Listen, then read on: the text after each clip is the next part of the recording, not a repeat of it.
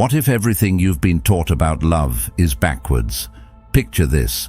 You're watching your most confident friend, the one who never seems to try, effortlessly captivate everyone around. They're not the loudest in the room, they're not chasing attention, but somehow people are drawn to them, intrigued, pulled in, almost magnetically. Meanwhile, you're stuck analyzing every text, second-guessing your silence, doing all the reaching out, and getting half-hearted responses in return. Feels unfair, doesn't it? Here's the truth that hits hard. Most of us have been conditioned to believe that love and connection come from effort, that the more available we are, the more we show we care, the more someone will value us. But that mindset, it doesn't build attraction, it drains your energy and gives your power away. What if I told you that real desire, real respect, and real connection begin the moment you stop chasing and start embodying something ancient, something powerful, Stoic stillness? The Stoics taught that inner strength, not outward effort, is what creates lasting influence. And when it comes to relationships, that couldn't be more true. You don't need to beg to be chosen. You just need to become the kind of presence that doesn't ask for attention. It commands it. That's what we're diving into today. How to flip the script and let people start chasing you, all by changing how you show up. Not for them, but for you. If this already feels like the kind of shift you've been needing, if you're into conversations that blend ancient wisdom with real-world impact, there's one simple free favor I'll ask in return. Hit that subscribe button. It's the easiest way to let me know we're on the same path, building something solid, grounded, and powerful from the inside out. Let's get into it. Stop going first all the time. Let's be honest. Most of us have been taught that love is about effort, about showing up first, texting first, keeping the spark alive by doing more. It sounds noble, thoughtful even, but in truth, it's exhausting. Because what no one tells you is this: when you're always the one reaching out, you're sending a silent message. I need this more than you do, and that changes everything. The energy shifts, the dynamic tilts. Suddenly, you're not someone they feel lucky to talk to. You're just someone who's always available. And deep down, we don't chase what we already have. We chase what feels just out of reach. Now, this doesn't mean you need to start playing games or acting distant for the sake of manipulation. That's not Stoicism. That's strategy without substance.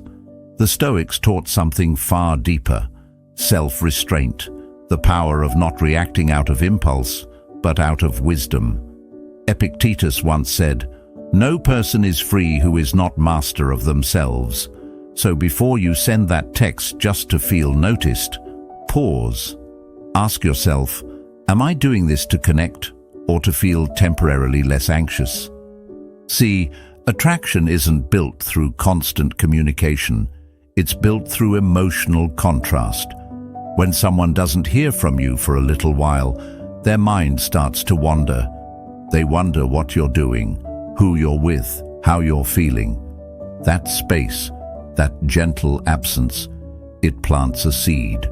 It creates a vacuum that attention naturally rushes to fill, not because you're playing hard to get, but because you've stepped out of the spotlight and let curiosity walk in. Carl Jung once said, "People will do anything, no matter how absurd, to avoid facing their own souls." Sometimes texting first all the time isn't about kindness, it's about avoiding silence, because silence forces you to sit with yourself, with uncertainty, with doubt, and that's uncomfortable. But the moment you get comfortable with that silence, the moment you stop trying to fill every gap, that's the moment you become powerful. And here's something else. When you always initiate, you don't give the other person a chance to invest. You're taking away their opportunity to choose you. You're rushing the story instead of letting it unfold. Think about it. How can someone chase you if you never stop running toward them? Plato once said, "The first and best victory is to conquer self." That includes the urge to control how connection unfolds. Try this. If you're always the one to text first, just stop. Not forever. Not in a cold, passive-aggressive way. Just take 3 days. 3 days of stillness. 3 days of no initiations. Not to punish anyone, but to observe. To see who notices your silence, who fills in the space, who steps up when you step back. Because here's the deeper truth. When you stop rushing to be seen, you start to see who's actually looking. When you stop speaking just to feel heard, you learn who listens when you're quiet. And when you stop chasing, you give others the space to decide if they truly want to follow. This kind of restraint isn't passive, it's strength. Socrates once taught that to know thyself is the beginning of wisdom. And every time you resist the pull to overgive, to over-explain, to over-text, you get a little closer to that wisdom. You become the kind of person whose attention isn't a given, but a gift. Be an emotional puzzle. Most people don't realize how much they give away in the first few conversations. We're so eager to connect, to be liked, to prove we're interesting, that we end up laying everything out. Hobbies, opinions, past relationships, every thought, every feeling, explained in full detail. But here's the thing, when you give someone the whole story up front, they stop reading. There's no suspense, no tension, no room left to wonder. You become familiar too quickly, and familiarity, as the Stoics would say, breeds indifference. The ancient Stoics believed in measured expression, not because they feared vulnerability, but because they knew the value of depth. As Epictetus said, we have 2 ears and 1 mouth so that we can listen twice as much as we speak. That's not just good advice for wisdom, it's gold for attraction. When you say less, you give others space to lean in, to wonder, to fill in the blanks with their own imagination. And that's what draws people closer. Not the facts you spill, but the feelings they're left holding. Psychology backs this up too. Carl Jung once wrote, "The meeting of 2 personalities is like the contact of 2 chemical substances. If there is any reaction, both are transformed." And transformation doesn't happen when everything is predictable. It happens when something unknown stirs emotion. A little mystery, the kind that makes someone feel there's more to discover, is what ignites that transformation. Let's break this down practically. The next time someone asks you what you do for fun, don't give them a resume. Don't list 5 activities in neat bullet points. Say something like, "Depends on the mood. Sometimes I disappear for days. Sometimes I throw the best dinner party you've ever seen." That's not being vague. That's giving them something to chew on, a small spark of curiosity. Now they're not just hearing you, they're thinking about you. Aristotle said, "The aim of art is to represent not the outward appearance of things, but their inward significance." In conversation, this means you don't need to showcase every part of yourself at once. You only need to reveal what stirs curiosity. Share a piece of your world, not the whole thing. Leave space for your presence to unfold over time, not all in one breath. This doesn't mean you should hide who you are, not at all. Vulnerability is beautiful when it's earned, when it's layered, when it builds slowly, like a story told in chapters. What you're doing is creating emotional pacing, giving someone time to catch up, time to want more, time to invest. Socrates once said, "The only true wisdom is in knowing you know nothing." That same mindset can be felt in the people we chase. There's always something just out of reach. Some new layer, some untold detail.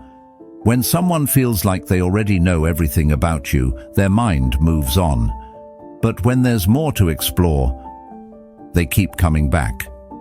You don't have to pretend to be mysterious. You just have to stop over-explaining.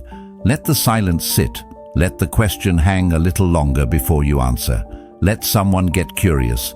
And if they ask again, that's a sign it's working, because people don't chase what's obvious, they chase what sparks wonder. So slow down. Speak simply but with weight. Don't fill in every gap. Let them want to know. That's not game playing. That's wisdom. That's restraint. That's power. And the ones who master it, they don't chase. They're the ones being chased. Don't be too available. There's a strange lie that's crept into how we think about connection.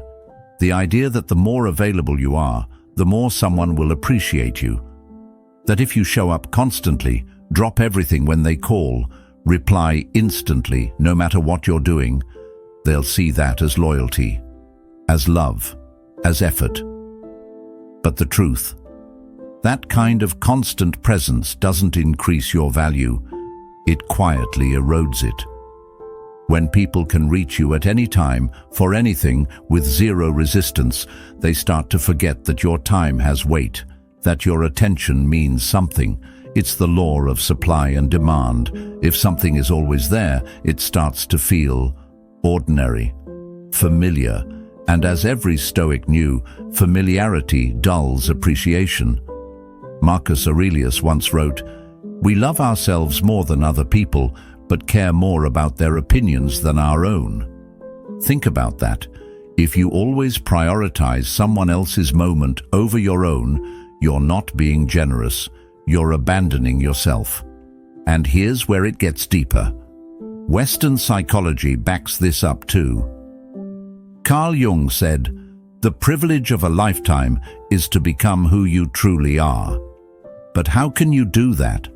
How can you even hear your own thoughts if you're always on standby, waiting to respond, available to anyone at any time? That's not self-awareness. That's overexposure.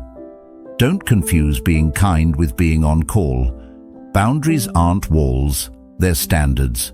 When you stop immediately reacting to every message or request, you're not being rude. You're showing that your energy is sacred, that your focus is earned, not assumed. And people feel that difference. They may not say it, but they respect it, because deep down, we all value what feels rare. Aristotle believed in living life with virtue and balance. He said, "Knowing yourself is the beginning of all wisdom." That kind of self-knowledge means knowing how you want to spend your time, and with whom. It means having a life that doesn't pause just because someone else suddenly remembered you exist. You want people to value your time. Start by valuing it yourself. Let's get practical. This week, try saying no once. Not to be difficult, but to protect your peace. Let a message sit for an hour instead of replying in 60 seconds. If someone wants to talk and you're mid-focus, finish what you're doing first. It doesn't make you cold, it makes you clear. Your presence is not a product on a shelf. It's not always in stock. And the moment people realize that, they start to treat it with care. Plato once taught that the good life is one of order, purpose, and harmony, not chaos, not urgency, not being yanked in 10 directions by everyone else's needs. When you move from that grounded place, when you carry yourself like someone with a purpose, people feel it. And that feeling, that's what pulls them in, not your availability, your alignment. So set the tone, slow the pace, show up when you decide to, not when you're summoned, because availability doesn't equal value, but self-respect, that always does. Give them room to miss you. It's a strange feeling, isn't it? When you really care about someone, every part of you wants to be close. You want to stay in touch, stay connected, stay relevant in their mind. So you send the texts, you check their stories, you respond before they even finish typing. You show up again and again, not because you're needy, but because you're afraid of being forgotten. But here's the paradox. The more you try to stay close, the more the connection starts to fade. Why? Because too much presence doesn't build connection, it smothers it. When there's no space, there's no contrast, and without contrast, there's no curiosity, no spark. Even the warmest fire goes out when there's no oxygen, and that's exactly what constant contact does. It takes all the air out of the room. The Stoics understood this on a soul-deep level. They practiced emotional detachment, not to be cold, but to stay in control. Epictetus once said, "He who is not satisfied with a little is satisfied with nothing." That means if you can't be okay with a little distance, a little silence, then no amount of closeness will ever truly comfort you. True connection isn't about always being there. It's about being felt, even when you're not. Carl Jung spoke about the necessity of separation in growth. He said, "Loneliness does not come from having no people around you, but from being unable to communicate the things that seem important." And often, the most important thing you can communicate isn't through words. It's through your absence. When you step back, you give others the chance to feel what you mean to them. Not by telling them, but by creating the space for them to realize it themselves. Plato once taught that everything meaningful must pass through stages: formation, contrast, transformation. It's the same with people. Constant updates, constant checking in, doesn't give anything time to form. It cuts off the natural rhythm. If someone never gets the chance to wonder where you are, what you're thinking, or why you're suddenly quiet, they never get the chance to miss you. And this isn't about playing games. It's about restoring balance. When one person is always showing up while the other drifts in and out, it creates an emotional imbalance. And imbalance doesn't feel romantic. It feels heavy. The goal isn't to punish anyone with silence. It's to let desire breathe again, to let longing come up for air. Socrates believed that awareness of self is the beginning of all wisdom. And part of self-awareness is noticing when you're reaching out because you're anxious, not because you're grounded. When you text just to feel a response. When you're online just to feel close. That's not presence, that's pursuit. And if you're always in pursuit, there's no room for them to take a step forward. So here's the shift.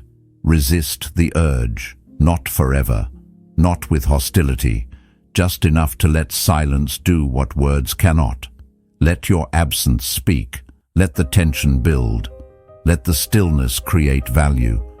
Because the people who are meant to be close, they'll feel the gap. They'll notice your silence. They'll want to fill that space. And that's when the energy flips. That's when attraction returns. Not through force, but through air, through space, through self-respect. Because in the end, you don't need to be constantly present to be unforgettable. You just need to stop chasing and start allowing. Let them feel the silence. Let it say what your words never could. Shake up the routine. There's something subtle but powerful about the unexpected. Think about it. The most unforgettable conversations, the most magnetic people, the ones who linger in your mind long after they leave. They all share one thing: unpredictability, not in a wild, unstable way, but in a human, dynamic, emotionally alive way. They don't move in straight lines. They don't repeat the same rhythm over and over, and that's exactly why we keep thinking about them. They catch us off guard, and we like it. You see, the human brain is wired to seek patterns, but it's also wired to get bored by them. Predictability makes us feel safe, sure, but after a while, safety becomes monotony. If someone always texts at the same time, always uses the same tone, always reacts the same way, you stop wondering what they'll do next. And once the wondering stops, so does the excitement. And when the excitement dies, so does the chase. The Stoics knew this well. While they preached emotional stability, they didn't confuse it with emotional flatness. Marcus Aurelius wrote, "The universe is change. Our life is what our thoughts make it." Change, that's the key word. To live well, to connect deeply, to keep things alive, we need a little movement, a little flux, a little of the unknown, not chaos but color. And when you bring that into your relationships, into how you communicate and show up, something shifts. Carl Jung once said, "The most terrifying thing is to accept oneself completely." But here's the twist. When you fully accept yourself, you no longer feel the need to be predictable just to make others comfortable. You allow yourself to show all your sides, your serious side, your funny side, your quiet moments, your bold opinions. You stop shrinking into patterns and you start expanding into your full human range. And let's talk about energy for a second. Energy is contagious. When you're fully alive, when you bring variation into your presence, people feel it. They don't always know why they're drawn to you, but they are, because you bring something that wakes them up. And most people, they're walking around half asleep, stuck in routines and shallow interactions. When you interrupt that with just a little surprise, it lights a spark. Aristotle said, "Pleasure in the job puts perfection in the work." That applies to relationships too. When you bring joy, playfulness, and a touch of the unexpected to how you interact, everything feels fresher. Even the smallest moments, a message with a different tone, a playful reply when they expected something serious, a pause when they expected a reaction, these tiny shifts create intrigue. So, what can you do right now? Break your rhythm. If you always reply instantly, wait an hour. If you always say good night, try switching it up with something funny or offbeat. Be poetic one day, blunt the next. Let them experience the full range of you, not the edited, predictable version. Because real attraction isn't about being perfect, it's about being real and unpredictable. Plato believed that love is born from a desire to find something beyond ourselves, something new, something meaningful. If you always act in ways that others can easily map out, you take away the joy of discovery. And discovery is where real emotion lives. So here's the challenge. Do one thing this week that surprises someone. Doesn't have to be dramatic. Maybe you call when you usually text. Maybe you bring up a topic you've never shared. Maybe you change your tone, just a little. Let them feel the spark of unpredictability, not because you're trying to impress, but because you're not afraid to be alive. You don't have to become someone else, you just have to let more of you come through. Stoicism isn't about being stiff or robotic. It's about moving with intention, and that includes knowing when to shift the rhythm. When you bring that level of awareness into your presence, people won't know exactly what to expect, and that's exactly why they'll keep coming back. Compliment less, observe more. There's a quiet power in saying less, especially when it comes to compliments. We've all been taught that giving praise is a good thing, and it can be, but only when it's real, rare, and rooted in presence. See, the problem isn't that people like compliments. The problem is that when they're handed out like candy, early, often, and without thought, they stop meaning anything. What started as warmth starts to feel like approval-seeking. And that's when the energy shifts. People pick up on it. Not always consciously, but they feel it. When someone showers them with compliments before they've even earned your attention, it signals a lack of self-containment, like you're trying to win them over with words. And here's the truth. What's earned is respected. What's given too easily is dismissed. Compliments aren't inherently bad, but used the wrong way, they lose their impact and lower your perceived value. The Stoics taught restraint not just in action, but in expression. Marcus Aurelius wrote, "Waste no more time arguing about what a good person should be one." In the same way, don't talk endlessly about how amazing someone is just to be liked. Be someone who pays attention, who notices detail, who speaks with purpose. And when you do speak, they'll listen. Not because your words are louder, but because they're rarer. Carl Jung had a similar view on authenticity. He said, "You are what you do, not what you say you'll do." The same goes for connection. It's not about how many nice things you say. It's about how grounded you are when you say them. Are your compliments automatic, or are they specific, earned, observed? A compliment that lands with emotional weight will echo much louder than a dozen casual ones tossed in just to keep attention. And here's where it gets interesting. In a world where most people are quick to flatter, where validation is cheap and overused, your silence becomes a signal. When someone's used to getting compliments from everyone, and you don't immediately jump in, it creates tension, a little mystery. They start to wonder, why hasn't this person said anything? That pause, that space, that absence, it's magnetic. It creates an emotional contrast that people remember. Socrates believed that true wisdom begins with knowing how little you know. And that applies here too. When you observe more and speak less, when you don't rush to praise, you're showing wisdom. You're showing that you're not easily impressed, and that your validation actually means something. This doesn't mean you should withhold affection or be emotionally closed off. Not at all. But it does mean becoming intentional with your praise. Wait until it lands. Wait until you feel it. And then say it simply, clearly, without exaggeration. One well-placed, honest compliment, not about looks, but about presence, thought, character, can change everything. Plato once said, "Wise men speak because they have something to say, fools because they have to say something." Compliments are no different, the ones that come from stillness, from attention, from truth. Those are the ones people replay in their heads for days. So here's your challenge. Next time you're about to send that "you're so cute" message, pause. Observe instead. Let them feel your attention before they hear it. Then, when the right moment comes, say something that lands with weight. That's the kind of compliment they'll chase, not because it flatters their ego, but because it felt real, and real is rare.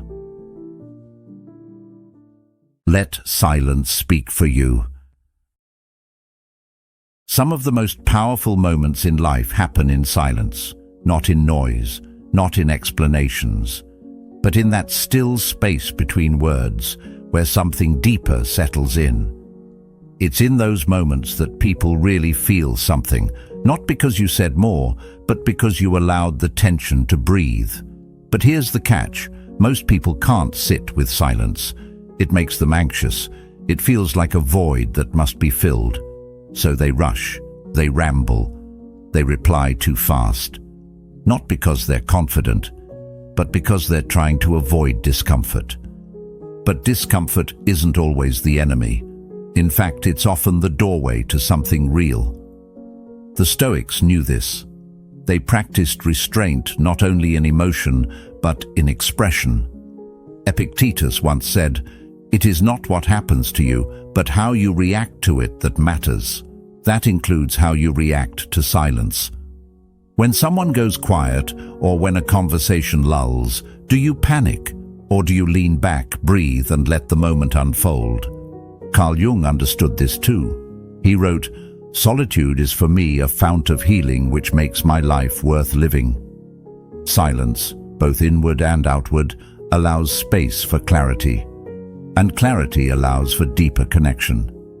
When you resist the urge to speak just to keep a moment alive, you send a powerful message. I am at ease with myself. And that, more than any clever text or perfect reply, creates magnetism. Socrates, the father of questioning, believed that wisdom begins in wonder. But wonder doesn't grow in a monologue. It grows in pause, in the gaps, in letting a question hang unanswered for just a bit longer than usual. That delay, that breath, it invites curiosity, it stirs reflection. And reflection is where real connection begins. Let's talk rhythm. In music, it's not just the notes that move us. It's the silence between them. That's what gives the melody shape. Conversation is no different. If you're always speaking, always explaining, always jumping to respond, there's no space for the other person to feel your words. But when you pause, even for a beat, something shifts. They lean in, they wonder, and that leaning in, that's attraction being born. Aristotle once said, "The more you know, the more you realize you don't know." Sometimes the most powerful thing you can do is hold back, say less. Trust that your presence, your silence, your calm, they speak volumes. You don't have to explain everything. You don't need to follow every message with a follow-up. Let the conversation breathe. Let your energy sit quietly in the room. If someone's curious about you, they'll come forward. If they're not, no amount of filler will change that. Here's the truth. Silence isn't emptiness. It's invitation. It's mystery. It's the space where emotional gravity is created. And in a world that's always rushing to respond, the person who can pause, who can wait, instantly stands out. That stillness becomes a signal, a magnetic pulse that draws people in, not because you're trying, but because you're centered. So next time you're in a conversation, resist the reflex. Let there be silence. Let a message sit before you reply. Let a question linger before you answer. Let your presence speak without noise. Because when you master the pause, you don't just speak, you resonate. Talk like you have options. There's something unspoken that people pick up on instantly. Energy. Not the surface level kind, but the deeper, quieter energy that says, "I know my worth." And the most magnetic kind of energy. It's the one that doesn't chase, doesn't beg, doesn't perform. It simply chooses. With calm, with confidence, with clarity. Not from a place of arrogance, but from self-respect. You don't have to walk around announcing that you have options. The people who really do, they don't talk about it. They don't flash it. They just move differently. Their words have weight because they're not trying to convince. Their presence holds value because they're not desperate to be seen. And that alone, that quiet confidence, it makes people want to be chosen by them. This is what the Stoics meant when they spoke of self-sufficiency. Seneca said, "He who is content is rich." If you already feel whole, then no one can control you with attention or approval. You're not out here begging for love. You're deciding who deserves access to your peace. That's power. Real, lasting power. And people feel that.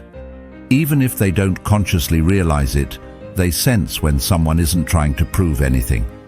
Carl Jung once observed, "The most terrifying thing is to accept oneself completely." And it's true, because once you fully accept yourself, you stop needing someone else's validation to feel secure. You stop shrinking. You stop editing your words, your personality, your needs, just to get someone to like you. You don't need them to choose you, because you've already chosen yourself. Now think about this practically. Ever notice how differently you talk to someone when you're not emotionally attached to the outcome?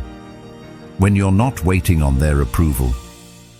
You're more relaxed, more playful.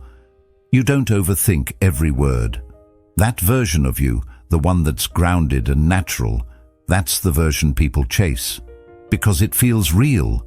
It feels alive.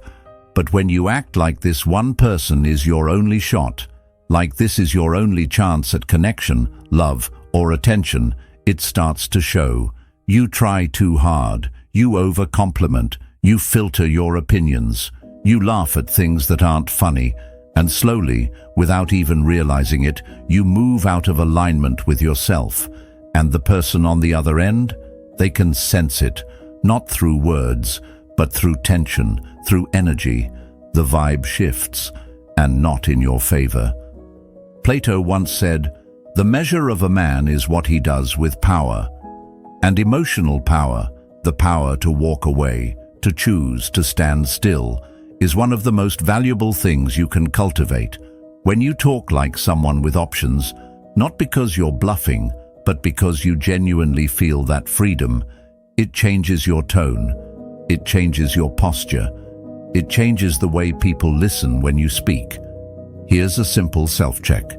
Next time you're around someone you're interested in, ask yourself, am I being real or am I performing? If your tone is laced with nervous energy, if your words are built to impress instead of express, pause, breathe, recenter. You don't need to convince anyone of your value. The right ones will recognize it without the pitch.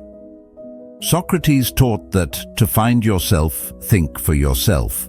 So stop bending to fit into someone else's story. Create your own. Make decisions that come from your values, not your fear of being alone. Because when you do that, when your presence comes from peace, not pressure, people feel safer around you. They feel intrigued. They feel drawn in. And in that space, you don't need to chase anyone. They come to you, not because you said you had options, but because you carried yourself like someone who already knew it. Be the prize, not the fan.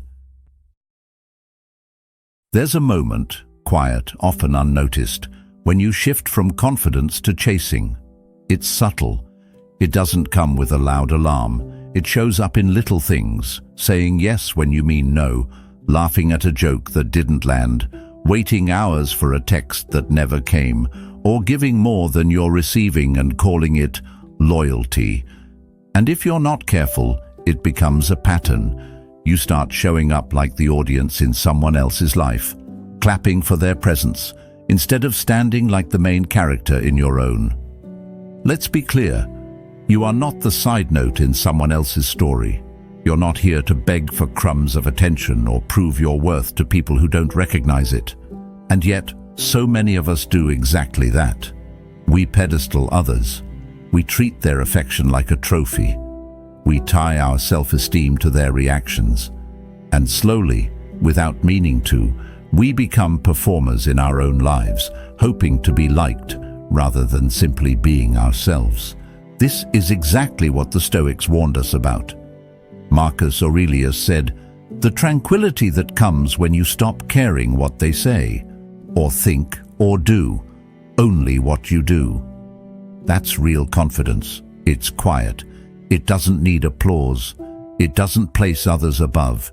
It simply moves through the world with a strong spine and a calm heart. Aristotle spoke of virtue as the balance between extremes, not too much, not too little.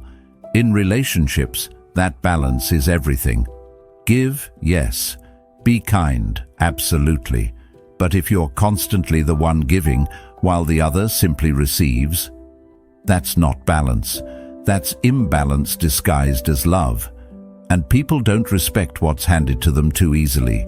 They respect what feels earned, not because it's manipulative, but because effort creates meaning. So here's the shift. You are the prize, not because you're perfect, not because you have more followers or better looks or clever words, but because you know your value and you're not afraid to walk alone if it's not matched. That energy, the calm assurance that you don't need to be chosen to feel whole, it's magnetic. People chase that. They lean toward that. Because deep down, everyone is looking for someone who doesn't need them but still chooses them. And that kind of choice, that's rare. Socrates once said, "Know thyself." And part of knowing yourself is asking hard questions, like, am I overgiving because I want to, or because I'm afraid to lose them? Am I showing up grounded, or am I hoping they'll give me a reason to feel worthy today? These questions aren't easy, but they're necessary. They cut through illusion and bring you back to your center. Here's a practical step. Every time you feel that impulse to overextend, over-explain, over-text, pause. Just pause. Ask yourself, am I acting like the prize right now? If the answer is no, that's your signal. Reset. Reclaim your energy. Step back into your worth. Not with arrogance, but with quiet authority. Because the truth is, when you start showing up like someone who values their peace, their time, their presence, people notice. You don't have to say a word. That energy speaks for itself, and the ones who are meant to walk with you, they'll recognize it. They'll match it. So stop clapping for people who wouldn't clap for you. You are not the audience. You're the whole show, and it's time to start acting like it. Leave first, with peace. There's a moment, a shift in tone, a delayed reply, a changed rhythm, and you feel it in your gut before your mind has words for it. Something's off. The warmth starts to cool. The presence you once felt starts to fade, and instinct kicks in, that familiar urge to reach, to fix, to prove that you're worth staying for. You want to explain, to clarify, to fight the current and hold tighter. But what if, instead of clinging, you chose to let go first? Not out of spite, not to play games, but from a place of deep self-awareness, from stillness, from the kind of clarity that only comes when you realize that your worth isn't something that needs defending or explaining. It's simply something you own, quietly, fully, without compromise. The Stoics were masters of this kind of emotional control. Epictetus once said, "Freedom is the only worthy goal in life. It is won by disregarding things that lie beyond our control." You can't control how someone feels. You can't force connection.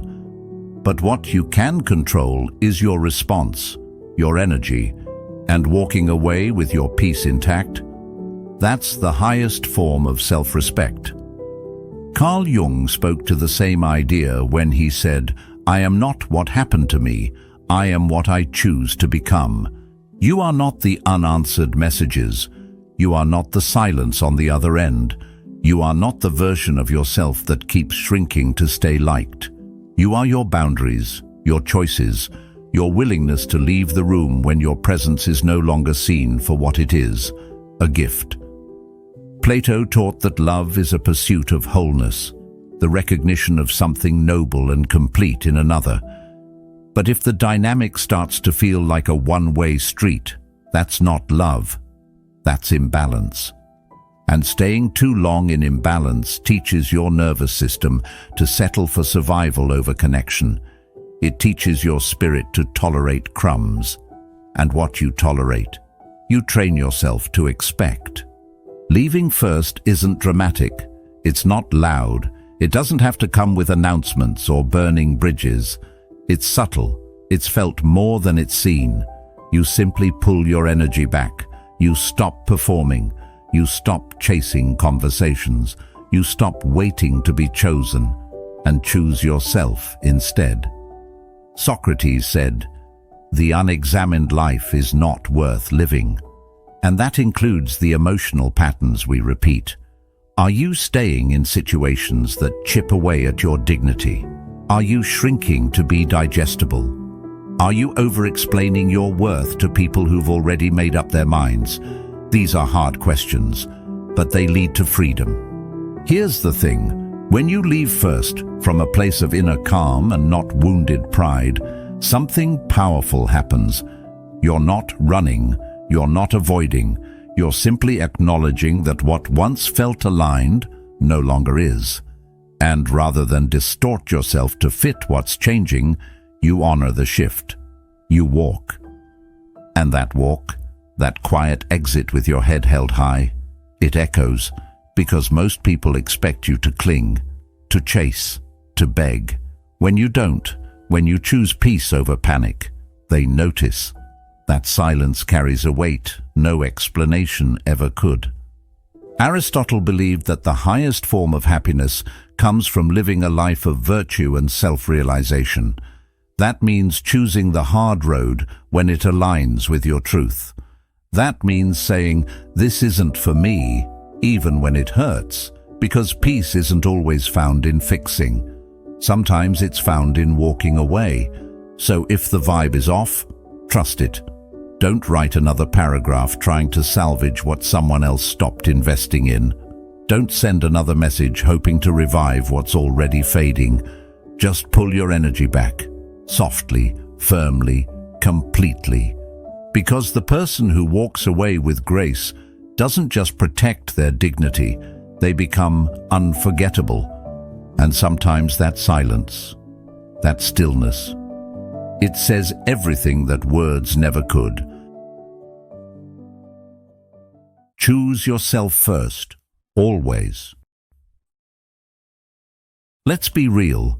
There's something unmistakable about someone who doesn't need the room to like them in order to feel whole. They're not performing, they're not trying, they're simply anchored in who they are. And somehow, without saying a word, people lean in. That's the kind of energy you can't fake, the kind that comes from doing the work on the inside. It's calm, centered, and confident. Not in a loud, look at me way, but in a way that says, I'm already complete, with or without your approval. This energy doesn't beg, it doesn't chase, and it definitely doesn't shrink to fit someone else's comfort.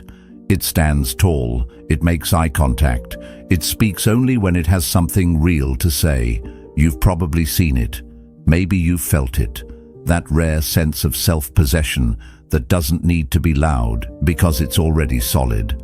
The truth is, most people are chasing love, not because they're full, but because they feel something missing.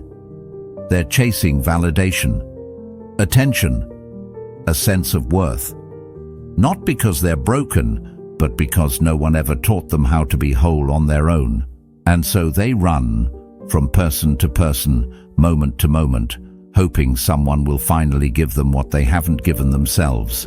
But here's the paradox. The more you crave being wanted, the less magnetic you become. The more grounded you are in yourself, the more people naturally want to be around you. That's the power of what the Stoics called ataraxia, a state of deep, unshakable inner peace. Not coldness, not emotional detachment, but a calm soul that stays steady, no matter who walks in or out of the room. Marcus Aurelius said it best. He who lives in harmony with himself lives in harmony with the universe. When your inner world is aligned, your outer world begins to reflect that. You stop chasing people to feel enough. You stop trying to fit into spaces that don't honor you. You stop proving, and instead, you begin choosing. Carl Jung once said, "The most terrifying thing is to accept oneself completely." And he was right. Because to accept yourself means facing your shadows, sitting with your silence, owning your past without letting it define your present. But once you do that, something shifts. You no longer search for someone to fill your cracks. You become solid. And anyone who enters your life is a bonus, not a bandage. Plato believed that true balance comes when we rise above the loud cravings of the ego and tune into something deeper. When we stop trying to be chosen and start asking ourselves, what am I choosing? We gain clarity.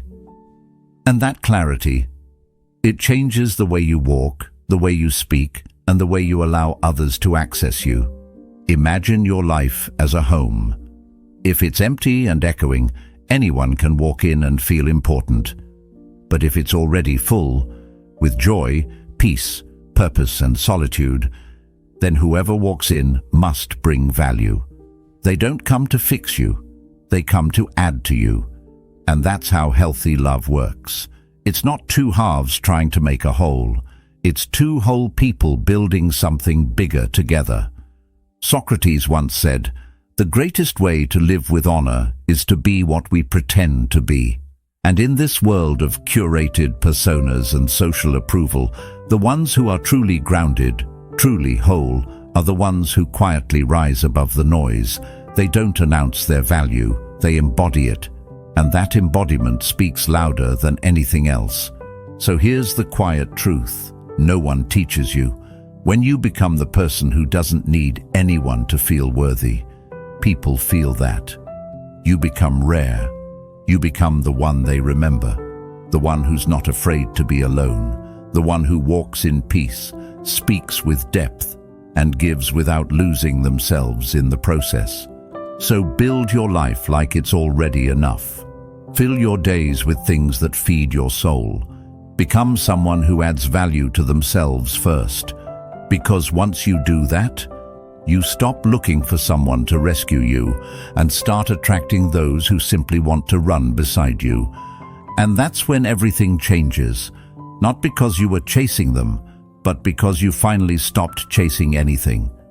True power begins the moment you stop chasing and start becoming. When you move through life grounded in your own worth, you don't just attract attention, you command respect. If this message stirred something in you, there's another video on your screen right now that will take you even deeper into this journey. I encourage you to keep watching, keep reflecting, and keep growing. Thank you for being a part of Stoic Journal. Your presence here means more than you know. Until next time, stay calm, stay clear, and keep becoming someone even silence can't ignore.